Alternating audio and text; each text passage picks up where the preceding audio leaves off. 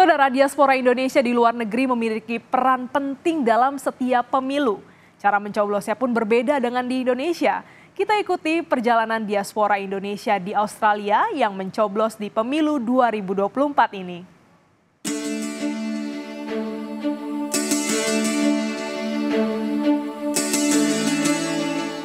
Halo, perkenalkan, saya Lukni Hakim, diaspora Indonesia yang tinggal di sebuah kota kecil di bagian timur Australia bernama Sunshine Coast. Saya bekerja sebagai seorang pengajar di salah satu tempat pendidikan dasar usia dini. Saya tinggal bersama keluarga kecil saya lebih dari 9 tahun. Di Australia, saya sudah melewati satu kali pemilu, yaitu pemilu 2019. Jadi, kali ini adalah pengalaman pemilu saya yang kedua. Pemilu Indonesia di Australia menggunakan dua metode, yaitu datang langsung ke TPS dan melakukan pencoblosan melalui pos. Sejak tahun pertama saya di sini, saya selalu menggunakan fasilitas pencoblosan melalui pos. Karena menurut saya, cara ini cukup efisien, mengingat saya tinggal cukup jauh dari TPS terdekat yang berjarak 127 km dari tempat tinggal saya, tepatnya di kota Brisbane. Nah, saya sudah mendapatkan email dari PPLN Sydney untuk pemutakhiran data pemilu sejak bulan Maret 2023. Setelah saya mengirimkan pemutakhiran data, PPLN Sydney akan mengirimkan email yang berisi konfirmasi bahwa data saya akan segera diupdate dan siap untuk pengiriman surat suara melalui pos.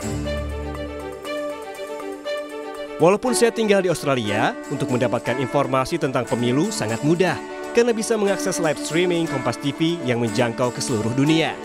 Juga, PPLN Sydney dan KJRI Sydney sudah gencar mempromosikan tentang pemilu sejak 2023, baik melalui website, media sosial, Zoom, hingga sosialisasi langsung.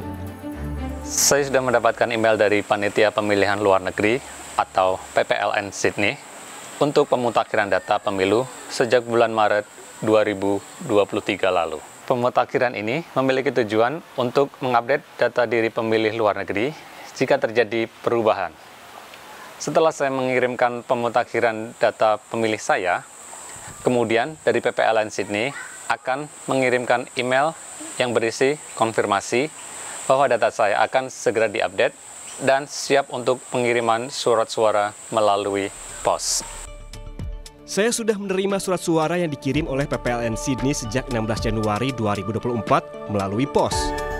Di dalamnya terdapat surat pemberitahuan, lembar tanda terima, surat suara presiden dan wakil presiden, surat suara untuk pemilihan anggota DPR RI, amplop untuk surat suara presiden dan wakil presiden, amplop untuk surat suara pemilihan anggota DPR RI, dan yang terakhir, amplop kirim kembali yang sudah dibayar. Saya pun melakukan pencoblosan. Setelah itu, saya memasukkan masing-masing surat suara ke dalam amplop yang sudah disediakan. Langkah yang terakhir adalah mengirimkan kembali surat suara ke PPLN Sydney menggunakan jasa pos. PPLN Sydney paling lambat menerima surat suara pada 14 Februari 2024 karena surat suara setelah tanggal tersebut akan dianggap sebagai surat suara yang tidak sah.